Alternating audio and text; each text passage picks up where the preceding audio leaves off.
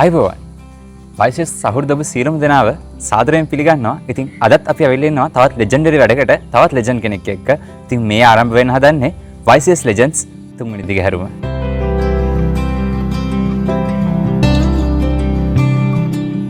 ඉතින් අද අපිත් එක්ක සම්බන්ධ වෙන ලෙජන්ඩ් ටිකක් මෑත කාලීනයි. ඉතින් අපිත් එක්කම සම්බන්ධ වෙලා තවමත් වැඩ කරන ඒ කෙනා හරිම ආදරණීය චරිතයක්. ඉතින් ඒ වෙන කවුරුත් නෙමෙයි. ඉතින් ඒ ෂෙහන් අයියා. ඉතින් ෂෙහන් කුරේ මහතා තමයි අද YCS Legends සමගින් අප හා එක්කන්නේ. ඉතින් ෂෙහන් අයියේ අයිබෝවන්. අයිබෝවන්. ඔව්. ඉතින් ෂෙහන් අයියේ තාමත් YCS එකේ වැඩ කරගෙන යනවා. ඉතින් මේ ගමන කොහෙන්ද ඇත්තටම පටන් ගත්තේ? කොහොමද YCS ගැන දැනගත්තේ? මම ඇත්තටම මල්ලි YCS පටන් ගන්න 2002. එතකොට YCS ගැන දැනගෙන නෑ පටන් ගත්තේ. එතකොට අපේ මෙසමේ හිටියේ ෆාදර් ලෙස්ටර්.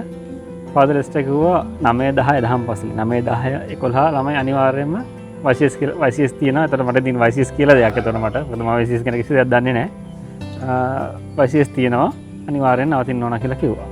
ඉතින් එතකොට මට එච්චර ඒකට ලොකු ආසාවක් තිබුණේ නෑ. මම දන්නේ නෑ මොකද්ද කියලා. මං හිටියේ නෑ. මං ගෙදර ගියා. ඉතින් එදා කොහොම හරි ළමයි ගොඩක් ඉඳලත් නෑ. ෆාදර් කිව්වා ඊළඟ දවසේ අනිවාර්යෙන් හැමෝම ඉන්න ඕනේ. කාටවත් ගෙදර යන්න බෑ. ගේට්ටුව ගාවට ප්‍රිෆෙක්ට්ලා දෙන්නෙක්වත් දාලා කොහොම හරි හැමෝටම ඉන්න වෙන විදියට ෆාදර් දැස්ති කරා. ඉතින් ගේට්ටුවෙන් යන්න නැතුව වැට කැඩිච්ච තැනක් තියෙනවා. එතනින් පැනලා ගිහිල්ලා දෙවෙනි දවසෙත් බේරුණා. තුන්වෙනි දවසේ ෆාදර් දැනගත්ත මෙතනත් කට්ටියක් ගිහිල්ලා තියෙනවා. එතන ෆාදර් හිටියා. ඉස්සර ගේට්ටුව ගාව ප්‍රිෆෙක්ට්ලා හිටියා. ඉතින් එදා පැනලා යන්න විදියක් තිබුණේ නැහැ. බලෙන්ම වගේ කොහොම හරි YCS එකේ හිටියා. ඉතින් ඒ හිටපු මිදිල්ල තාමත් අවුරුදු දැන් 25ක් ළඟයි YCS පටන් අරගෙන. ඉතින් තාමත් ඒ විදිහටම ඉන්නවා. ඒ විදිහට අකමැත්තෙන් හෝ පටන් ගත්තේ ගමන අද වෙනකොට සෑහෙන දුරක් ඇවිල්ලා තියෙනවා. ඉතින් ෂෙහනයි මන් දන්න තරමින් ඔබතුමන් 2002 ආරම්භ කරලා එතකොට YCS ඊට පස්සේ 2007 වෙනකම් ස්ටුඩන්ට් කෙනෙක් විදිහට දිසාවේ සෛලයේ පදවිය සේවය කරනවා. ඉතින් කොහොමද ඒ අත්දැකීම YCS එකේ රැඳෙන්න හිතුනේ ඇයි? ඒ වගේම ඒ කරපු සේවය කොහොමද සිද්ධ වුනේ? එතනම දැන් YCS එක එකතු වෙලා ළමයි එක්ක එකතු වෙලා ෆාදර් ගොඩක් වෙලාට ඒ දවස්වල අපිට ෆාදර් මීටින් එකට ආවා. ඉතින් ෆාදර් මීටින් එක කරා ඊට පස්සේ පොඩ අපිට මීටින් එකක් කරන්න පුරුදු කරා. ඉතින් ඒ ලැබිච්ච අත්දැකීම ඊට පස්සේ ඒකත් එක්ක මම 2003 අවස්ථාවක් හම්බෙනවා මායිලිය තිබුණා දවස් 3ක ට්‍රේනින් කැම්ප් එකක්. ඉතින් ඒ ට්‍රේනින් කැම්ප් එකට යන්න අවස්ථාව හම්බෙනවා. ඉතින් එතනට ගිහිල්ලා එතන කට්ටියව හම්බෙලා එතන තව YCS ගැන තවත් දැනගෙන එතකොට ඒ ආවේ YCS කරන ලොකු ආසාවකින්. ආයි මුළු ගමටම YCS කරනවා කියන ආසාවෙන් තමයි ආවේ. ඉතින් ඒ ආසාවත් එක්ක ආයි 2004 ට්‍රේනින් කැම්ප් එක සාමාන්‍යයෙන් ඒක අපි සම්බන්ධ වෙන එකපාරකටනේ. ඔව්. ඉතින් 2004 මායි තව අපි මාත් එක්ක ගිය තව ළමයෙක් කිව්වා අපි දෙන්නම එකතු වෙලා 2004 කොහොම හරි ගියා. 2004 ගිහලා එදානම් දැන් ෆාදර් ගාල්ටන් කිව්වා මට දැකලා තියෙනවා ඔය ඇවිල්ලා තියෙනවා කියලා. දැන් කලතර දැන් මාවනේ මාලියට ඉතින් එදර යන්න බැරි නිසා මම කමන්නේ තියාගන්නම් කියලා තියාගත්තා. ඉතින් ඒ ට්‍රේනින් කැම්ප් එකත් පොඩ්ඩක් කලින් එකට වඩා පොඩ්ඩක් තව එක අලුත් දෙයක් හම්බුණා. දේවල් දැනගත්තා. කට්ටිය තව අලුත් කට්ටිය හම්බුණා. ඉතින් එතකොට අර කලින් තිබ්බ ස්පිරිට් එක තව ඩබල් වුණා. ඉතින් ඒකත් එක්ක හරිම ආසාවෙන් YCS කරන් ගියා. ඉතින් ඒ එක්කම තමයි දිසාවට සම්බන්ධ වෙන්නේ. දිසාවෙත් අපි මේ විදිහටම කට්ටියත් එක්ක එකතු වෙලා හරි ආසාවෙන් ලොකු අත්දැකීමක් ලබාගෙන කරගෙන ගියා. ඉතින් මේ කාලෙම තමයි සුනාමියක් එන්නේ. සුනාමිය ආපුවාම ඉතින් එතකොට ගොඩක් අපේ වයසේ අය අසරණලා හිටියා. ගමේ ගොඩක් අය අසරණ වෙලා. ඉතින් ඒක අපිට ලොකු අත්දැකීමක් වුණා YCS එකක් විදියට කට්ටියක් එකතු වෙලා සමාජයට මේ අසරණලා ඉන්න අයට සේවයක් කරන්න. ඉතින් අපි මේ කාත් කවුරුන් නැතුව තරුණ අය වැඩිහිටිය අය ගෙවල් වල සුද්ධ කරගන්න බැරුව අසරණලා ඉන්න ගෙවල් වලට ගිහිල්ලා ඒ ගෙවල් සුද්ධ කරලා හොදලා ආයි අස්පස් කරලා දීලා ඉතින් ඒ ඔක්කොම YCS ළමයි තමයි ඒවා කරේ. ඉතින් ඒගොල්ලෝ තාමත් මතක් කරනවා මේ මල්ලිලා ඔයගොල්ලෝ කරපු ලොකු උදව්වක් අපිට කරේ කියලා තාමත් මතක් කරනවා. ඉතින් ඒකම තව අපිට අවශ්‍ය වුණා අපේ වයසේ දැන් අපි අපේ වයසමයි ගමේ අසරණලා ඉන්න පොත් නැති වෙලා කිසිම නෝට් එකක් නැහැ මොකුත් නැහැ. ඉතින් අපි විසින් අපේ අයට සිසුන් විසින් සිසුන් උදෙසා මොකක් හරි දෙයක් කරන්න කියන දේ අපේ ඔළුවේ තිබුණා. ඉතින් ඒකම අපි කරේ අපි අඳුරන අය තව YCS එකේ හම්බෙච්ච දිසාවෙ හිම හම්බෙච්ච අයට කතා කරලා පොඩි ෆන්ඩ් රේසින් එකක් කරලා අපි ගත්ත පොත් අපි අවශ්‍යතාවය වුණේ මේගොල්ලන්ට ආයි අධ්‍යාපනය නැවත පටන් ගන්න පොත් පාසල් උපකරණ ඒවා දෙන එක තමයි අපේ ප්‍රධාන අරමුණ උනේ. ඉතින් අපිට එකතු කරගන්න පුළුවන් ඇත්තටම ලොකු ප්‍රමාණයක් අතිවිශාල ආධාර ප්‍රමාණයක් අපිට ලැබුණා. ඉතින් අපි මම හිතන්නේ අපි ළමයි 40කට 50කට විතර නැවත පාසල් යන්න අධ්‍යාපනය ආරම්භ කරන්න උදව් වෙන්න අපිට පුළුවන් වුණා. ඉතින් ඒක ඇවිල්ලා මට අපිට වයිසස් එක මටත් විශේෂයෙන් මාත් එක්ක හිටපු ඒ කණ්ඩායමට අපිට ලැබිච්ච ලොකුම අත්දැකීමක් ඒක. ඉතින් ඒ වයිසස් එක තුලින් ලොකු පන්නරයක් හම්බුණා ඒ අත්දැකීමත් එක්ක. ඔව්. ඉතින් අනිවාර්යයෙන්ම වයිසස් කියන්නේ ජීවිත මාර්ගයක් පුහුණු කඳවුරක්. ඉතින් මම දන්න තරමින් අපි මේ ඉන්න භූමිය මේ කියන්නේ සුබෝධි ආයතනයේම සිද්ධ වෙන තවත් විශේෂ සිදුවීමක් 2006 වර්ෂයේ. ඉතින් ඒ දෙයටත් ඔබ සාක්ෂි දරනවා. ඉතින් ඒ තමයි ආසියානු සමළුව ලංකාවේ පැවතුනා. ඉතින් ඒකටත් ෂෙහන් අය සහභාගී වෙනවා කළුතර දිසාව නියෝජනය කරලා. ඉතින් කොහොමද ඒ අත්දැකීම? එතනින් පස්සේ ගමන කොහොමද වෙනස් වුනේ? ඇත්තටම ආසියානු සමළුව ලංකාවේ තියෙද්දී පදේකමෙන් තීරණය කරලා තිබුණා හැම දිසාවකින්ම එක්කෙනෙක් ගානේ 15 දිනකට කොළඹ වාදවීම් අවස්ථාව දෙනවා කියලා. ඉතින් කළුතර දිසාවෙන් තේරිපත් වුණේ මම. ඉතින් ඒක ඇත්තටම ලොකු අත්දැකීමක් වුණා ජාත්‍යන්තර මට්ටමින් ගනුදෙනු කරන්න. එතකොට ලෝකලි ඕගනයිස් කරපු ටීම් එකත් එක්ක එකතු වුණා. ඉතින් අපි කට්ටිය එකතු වෙලා සූදානම් වෙනවා රිපෝට්ස් හදනවා. එතකොට මේ දැන් කවුන්සිල් එකට ප්‍රසන්ට් කරන්න මූවමන්ට් රිපෝට් එකක් හදද්දී එතකොට මේ වයිසස් ගැන දැනගන්නවා ඉතිහාසය දැනගන්නවා. ඉතින් එතකොට තවත් ආසාවක් ආවා. එතකොට මේ දැනගෙන හිටියේ නැති දේවල් මේ ලංකාවේ කොහොමද තව කවුන්සිල් තිබිලා තියෙනවා ලොකු කාලයක් තිබිලා තියෙනවා මේ මූවමන්ට් හදද්දී කොහොමද ස්ප්‍රෙඩ් එක මේවා දැනගද්දී තවත් ආසෙ තුණා මේ ඉන්නේ පුංචි දෙයක නෙමෙයි ලොකු ව්‍යාපාරයක ඉන්නේ. ඉතින් ඒ අත්දැකීමත් හම්බුණා. ඒකත් එක්කම එතකොට මම එතකොට සෙෂන් එකකට විතරක් නෙමෙයි කවුන්සිල් එකටත් 4 දෙනෙක් ඉන්නවා. එතකොට අපි වෝටින් කන්ට්‍රි එකක්. එතකොට කවුන්සිල් මම සෙෂන් එකටයි කවුන්සිල් එකටයි දෙකටම සහභාගී වෙන්න අවස්ථාව හම්බුණා. ඉතින් ඒක ඇත්තටම මට ජීවිතේ ලැබිච්ච ලොකු අවස්ථාවක්.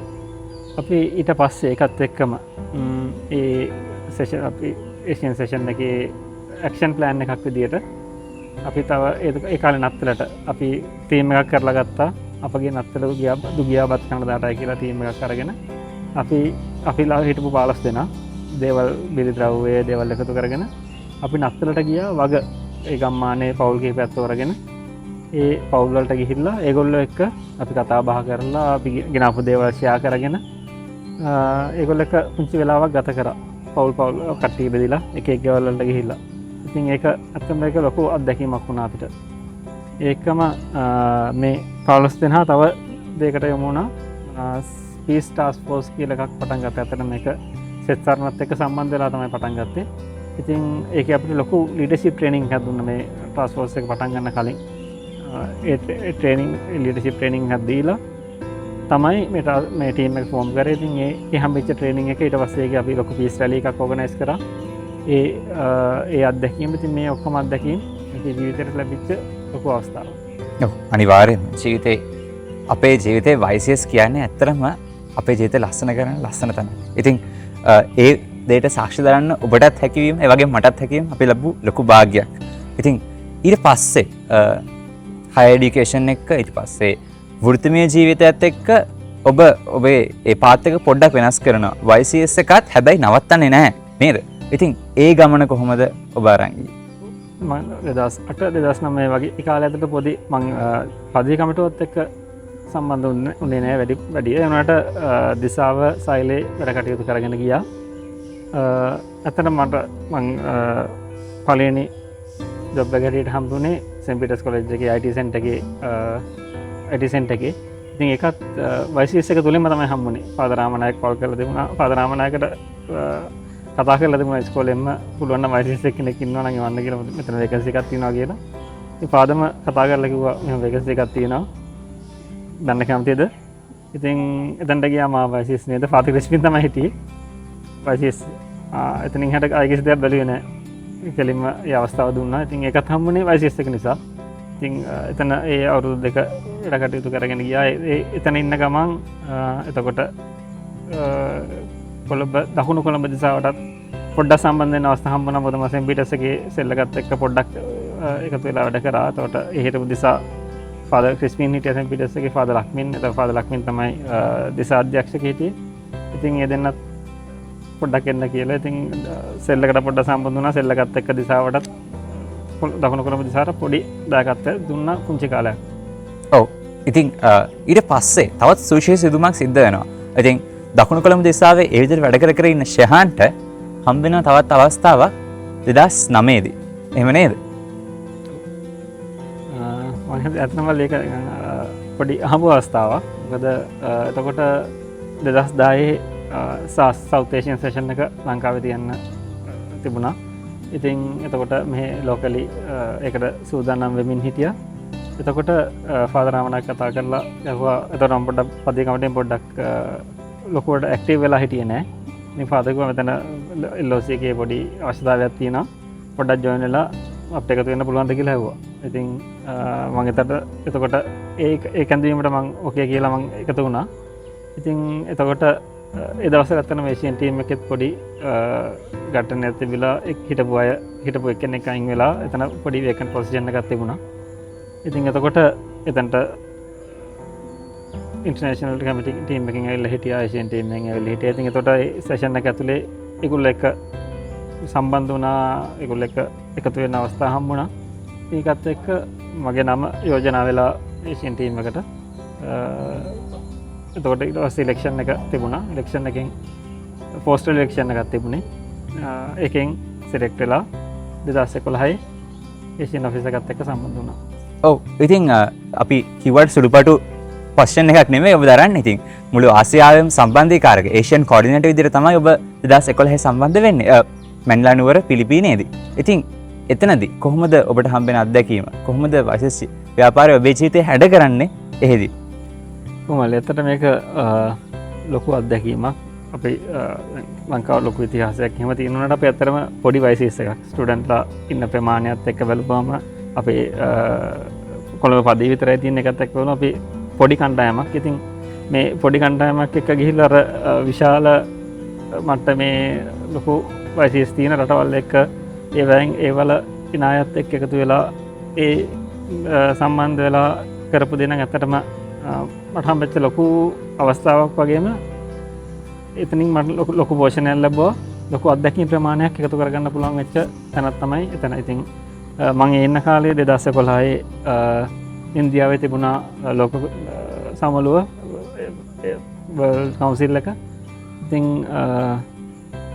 ඒකත් එතකොට ඒෂියන් ටීම් එකෙන් එතකොට මම එතකොට ඒෂියන් ටීම් එකේ ඒ දායකත්වය ලෝක සමළුවක් අතර කාලය තුර. ඉතින් ඒක අතරම ලොකු අත්දැකීමක්. ඒ වගේම ඒෂියන් ටීම් එකේදී අපිට ඕගනයිස් කරන්න හම්බුණා ඇනිමේටර්ස් කැම්ප් එක. අපි කියනවා කැෆේ කියලා. ඒක තිබුණේ තායිලන්ඩ් බැංකොක් නුවර. එතකොට මම එතනට ගියේ නෑ.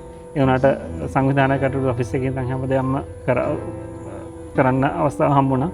ඉතින් ඒ අත්දැකීම ඊට පස්සේ තව රටවල් කිහිපයක සංචාරය කරලා ඒගොල්ලන්ගේ වයිසිස් පෝෂණය කරන්න මගේ අත්දැකීම් බෙදා ගන්න, ඒගොල්ලන්ගේ අත්දැකීම් මට ලබා ගන්න. ඉතින් එහෙම අවස්ථාවක් හම්බුණා.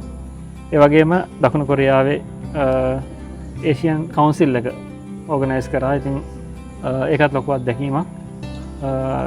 කවුන්සිල් එකක් ඕගනයිස් කරනවා කියලා කියන්නේ එතකොට ඒ රටවල් සියල්ලත් එක්ක සම්බන්ධ වෙලා ඒ රටේ වයිසිස්යත් එක්ක සම්බන්ධ වෙලා. ඉතින් ඒක ඒ කාලය ඇතුළත ලොකු අත්දැකීමක් හම්බුණා. ඒක මල්ලි දැන් අපිට එතකොට ඒෂියන් ටීම් එකේ වැඩ කරන්න හම්බුනේ වයිසිස් එකත් එක්ක විතරක් නෙවෙයි. තව ආසියාතික මට්ටමේ තියෙන වෙනත් සංවිධානත් එක්ක වැඩ කරන්න අවස්ථාව හම්බුණා. ඉස්සිනේ PCYC කාඩයින් කමියුනිටි කියලා තියෙනවා CCI. එතකොට මේ ඇවිල්ලා කාඩයින් තුමා පටන් ගත්ත සීලම ඕගනයිසේෂන් වල එකතුවක්. ඉතින් මේ හැම එකක් එක්කම සම්බන්ධ වෙද්දී ලැබුණ ලොකු අත්දැකීමක්. ඉතින් ඒක ලැබුවා විතරක් නෙවෙයි පස්සේ ගෙනල්ලා ලංකාවට ආයේ දේ දායාද කරන්න අවස්ථාව හම්බුණා. ඔව් අනිවාර්යයෙන්ම. ඉතින් වයිසස් ව්‍යාපාරය කියන්නේම අපිට අත්දැකීම් රාශියක් තිලින කරන්න අති විශාල ත්‍යාගයක්. ඉතින් අපි ඒකට හරිම ණයයි. ඉතින් අපිට ඒ ලැබෙන අත්දැකීම් අනිත් පැත්තට දෙන එක තමයි ඇත්තටම පිළිකල යුත්තේ. ඉතින් ඒ ගමන මැනනුවරින් ඇවිල්ලා 2013 වයිසස් ව්‍යාපාරයේ විශේෂ සිදුවීම් කිහිපයක් වෙනවා. කියන්නේ වයිසස් ව්‍යාපාරයේ 2012 13 කියන්නේ ඇත්තටම විශේෂ දේවල් ගොඩක් වෙනස් වෙන කාලයක්. ඉතින් නිකන් කිව්වොත් සයනු පහ සයනු 7 වීම ඒත් එක්කම ව්‍යවස්ථාවක් වයිසස් ව්‍යාපාරයට එකතු වීම ක්‍රියේට් සංකල්පය. ඉතින් ඒ වගේ ගොඩක් දේවල් වයිසස් ව්‍යාපාරයේ අලුත් වෙනවා. ඉතින් ලොකු ලස්සන නවෝදය අපි මේ අවුරුද්ද කතා කරන නවෝදය ගැන ඇත්තටම නවෝදයක් ඇත්තටම ලැබෙනවා 2013. ඉතින් ඒ හැම දෙයක් පිටුපස්සම ඔබතුමාට ඉන්න හම්බෙනවා. ඉතින් ඒ අවස්ථාව ඒ ගමන ඉතින් ඒ අත්දැකීම් කොහොමද එතන සිද්ධ වෙන්නේ? කොහොමද ඒකම තව දෙයක් වුණා අපේ තේමාගේ දෙයට තව වර්ෂයකට ඇදුණා කිතුතුම තුල අපකට වන කියන එක කාදෙන හිමිපාණන් එක දක්ෙද්දී ඒකමන්ට හිතුණා විශ්ව සංස්කෘතිය මේක රැතුල් කරන්න ඕන කියලා තේමාගේ දෙයට. ඉතින් ඒක තමයි එතකොට තමයි මේ කිතුතුම තුල අප එකතු වෙන කියන වර්ෂ එක ඇඩුනේ. ඒකම සයනු 7 ඒත් කාදෙන හිමිපාණන් විසින් සජෙස් කරපු දෙයක් අලුත් සයනු 2. ඉතින් ඒ වගේම තව එකට ගොඩක් ඇත්තටම බලපෑවේ වයිසස් එකේ පිටින්දී මේ ඒෂන් ටීම් එකේදී හම්බෙච්ච අත්දැකීම් ෆාදර් ගිහනුත් ඩොනේෂන් කවුන්සිල් එකට ආවා. ෆාදර් සමහර දැක්කු දේවල් ඒවත් එක්ක ලැබිච්ච අත්දැකීම් එක්ක තමයි අපි ගොඩක්ම එක තීරණයකට ආවේ මේ අපි තින්නේ වයිසස් යන් ක්‍රිස්තියන් ස්ටුඩන්ට්ස් කියන නම දෙන්නේ. ඒතර මේ ක්‍රිස්තියන් කියන එක යන් කැතොලික් ස්ටුඩන්ට්ස් කියන විදිහට මේ දවස්වල වෙනස් වුණා. ඒකට අතර මේ දවස්වල තමයි කන්ස්ටිටියුෂන් එකක් ඇදී. ඉතින් කන්ස්ටිටියුෂන් එක හදද්දී මේ මුලින්ම මොකද අපේ කන්ස්ටිටියුෂන් එක වගේ සංගත තිබුණේ. ඉතින් ඒක ඩ්‍රාෆ්ට් කරන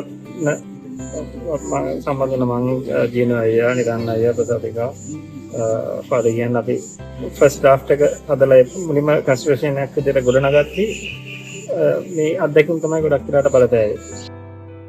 හරිම ලස්සන වෙනසක් අලුත් වීමක් වයිසස් ව්‍යාපාරයට ලබා දෙන්නට ඔබ හැමදෙනා අපගත වෙලා තියෙනවා කියන එක නිරන්තරයෙන් අපිට මානව කියන්න පුළුවන්. ඉතින් වයිසස් ව්‍යාපාරයේ තවමත් අවුරුදු 25කට අසන්න කාලයක් දැන් මේ වෙද්දි ඔබතුමන් ඉන්නවා. ඉතින් වයිසස් හා සම්බන්ධලා තාමත් ඒ ආදරේ පිට එක බෙදා ගන්නවා. ඉතින් හැම දෙයක් එක්ක ඔබ ගමන් කරනවා.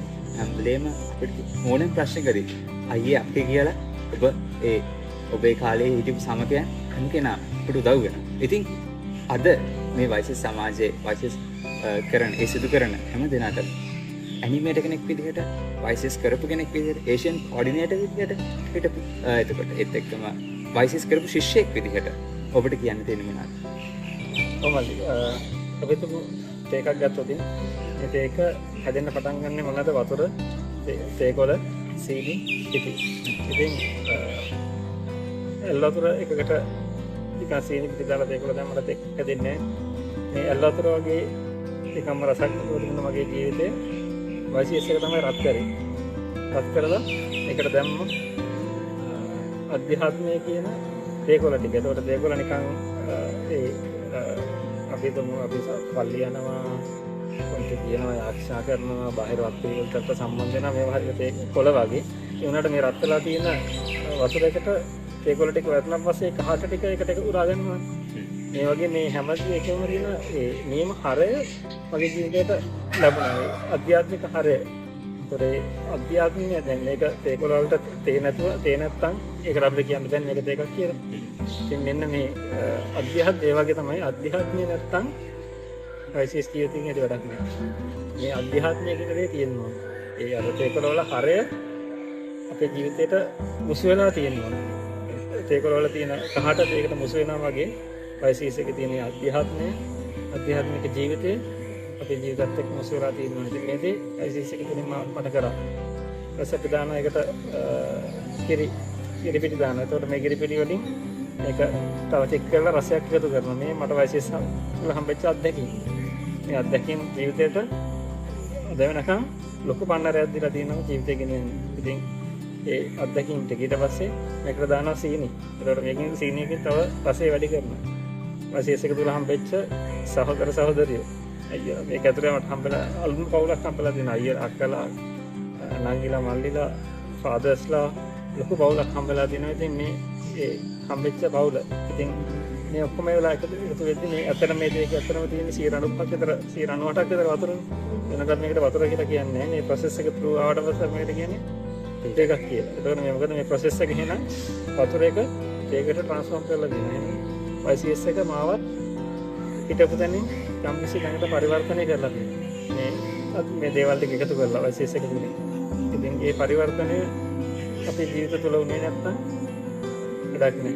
ඉතින් YCS එක තුලින් මම හිතන්නේ අපේ මම හැමෝටම ආරාධනා කරන්නේ YCS එක ජීවිත පරිවර්තන කරනවා. එන්න තැනින් අපි තව තැනකට අරන් යනවා. ජීවිත ආස්වාද කරනවා. ඉතින් ගොඩක් දැන් තරණ පොඩි මේ යවුන ගන්තුල එහෙම නැත්නම් පාසල් මමෙන්තර පොඩ්ඩක් YCS එකට එන්න තියෙනවා නම් පොඩි අඩුවක් තියෙනවා. ඉතින් සමහරලාට ඒ මොකද මේක ඇතුලේ වෙන්නේ කොහොමද ඔයගොල්ලෝ ජීවිත වෙනස් කරන්නේ මොනවද ජීවිත සම්බන්ධ දැකීම් කියලා දැනුවත්කම නැති නිසා වෙන්න පුළුවන්.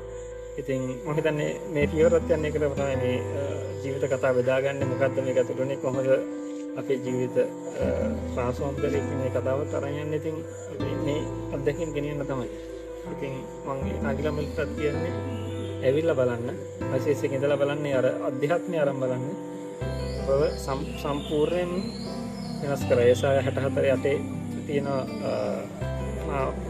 උන්වහන්සේ අතේ මැටි පිටක් උන්වහන්සේගේ බලකරුවාන ඔය මම උන්වහන්සේගේ අතේ මැටි පිටක් කියලා. ඉතින් මේ මැටි පිට අඹන්න උන්වහන්සේ මගේ මං කියන මැටි පිට අඹන්න උන්වහන්සේ කැමති විදිහට අඹන්න පාවිච්චි කරේ YCS එක. ඉතින් ඒ වගේ YCS එක ඇතුලේ ඕගොල්ලන්වත් අඹයි උන්වහන්සේ එක මාර්ගයක් කරගෙන ඉතින් උන්වහන්සේ ඉඩ දීලා ඉඳලා බලන්න. YCS එක කියලා කියන්නේ ජීවිතේට අත්‍තරම ලොකු පක්ෂලාවක්. ඔව් අනිවාර්යෙන්. ඉතින් ඒ දේ අත්දකින්න ඔබ හැමදෙනාටම මම ආරාධනා කරනවා. ශානය ආරාධනා කරපු විදිහට ඉතින් අපේ ජීවිතේ හැඩ කරන ලස්සන තැනක් මම මුලින්ම පුඩ කිව්වා. ඒ දේ ශානය හරිම ලස්සන විදිහට හරිම ලස්සන උපමාවකින් පැහැදිලි කරලා දුන්නා. ඉතින් ස්තුතියි ශානය අයියේ අද දවසේ ඔබත් සම්බන්ධ වෙලා මේ බෙදාගත් කාලයට වශයෙන් ටිකට මේ මතකය දිගහැරපු ඒ හැම දෙයකට ඉතින් ඒ හැම දෙයක්ම හරිම ලස්සනයි. අපේ ජීවිතේ හරිම ලස්සන පාඩමක් අද එකතු වුණා කියලා මට හිතෙනවා මේ කතා බහ අවසානයේ. ඉතින් මේ වසර අපි 75 අපේ සංවත්සරේ සමනු ලබනවා. මම කිව්වා වගේ අපි ජූලි 4 වෙනිදා සන්ත් ජෝසප් විද්‍යාලෙත් සමරන්නේ. ඉතින් ඔබ සියලුම දෙනාට ආරාධනා කරනවා වෙනම අත්දැකීමක් ලබා ගන්නට. ඉතින් වයිස් ව්‍යාපාරේ 75 වෙනි සංවත්සරයේ සාක්ෂි දරන්නට ඔබ හැම දිනකටම ආරාධනා කරනවා. ඉතින් තවත් දවසක තවත් ලෙජන්ඩ් කෙනෙක්ගේ ජීවිතය දිගහරින්නට අය බලාපොරොත්තු වෙන අදර අපි වයිසස් ලෙජන්ඩ්ස් වැඩසටහනේ සමුගන්න. ඉතින් ශහන් අයියේ මට ජේසුබේදයි බලසින්න